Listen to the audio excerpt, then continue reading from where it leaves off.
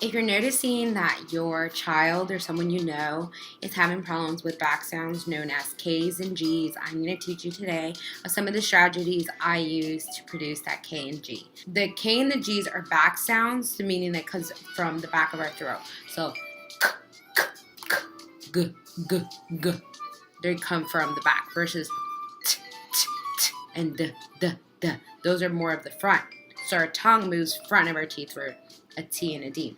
So what I use mostly is I use gravity. So I might ask the child to put their head back and produce a g, g, g sound. It might just be a g sound in the beginning. And then if they're able to produce it, great. That means they're stimulable. Like write a G and then just write some circles so they can color them in. So then it kind of reinforces them. You might see kids also too when they finally put their head forward is that k. They still kind of do this movement of in the back sound, kind of reminding themselves that, hey, this is a K and a G is a back sound. And I just start off first with the sound, and then I might use with a vowel. So g, o, go for go. And I might write it down. Writing down is a perfect way. So what I do is if I put like a G and then I have them have like say g, g, and then o. So I separate them. So and eventually we'll put them together. And then I might start off with the word. So go. Another one is goose. So I might have them do g, oose. So then they're using that.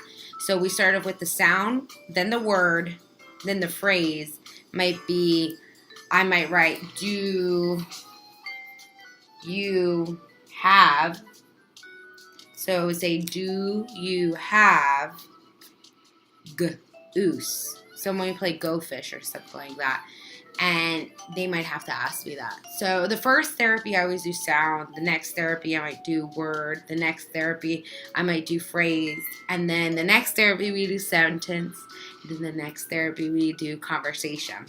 So, or reading and then conversation. Conversation's a lot more difficult because now they have to be conscious of producing that g sound when talking. And that can be a little bit challenging, but it is doable. Articulations is something that is definitely targetable. It's definitely accomplished with therapy, and we can definitely correct that because it all comes down to placement. And if you know where to place the tongue or how to produce it, things like that, then that's our job. That's our job. So that's my job to do that part. And then, so that's pretty much it. K's and G's. Take it slow. Start off with the sound. Make sure the first therapy is just sound. You can incorporate a vowel in there, but it's always important. I know we want to skip through and just do sounds and then words and then phrases, sentences, reading, conversation right away. I get it, but I have seen that it's better to target each step by step because I definitely want them to know it, to produce it, and not get so frustrated when they have a little bit more difficulty with sentence level when they haven't really targeted in isolation, just the sound itself. K's and G's are both developed by the age of 4. So that means that by 90% of the individuals are able to produce a G and a K by the age of 4. Like 45 to 50% around the age of 3. And then I use the age of customary consonant production. So that comes from ASHA. So it kind of looks like this. This is what I use. And then there's multiple charts out there for you. So that's pretty much it. And keep me posted on some of the things you would like me to talk about next time. But today was just K's and G's and back sounds. So if you have an evaluation that talks about the child fronting, this is one of the corrections, the K's and G's, because we're learning how to produce those back sounds.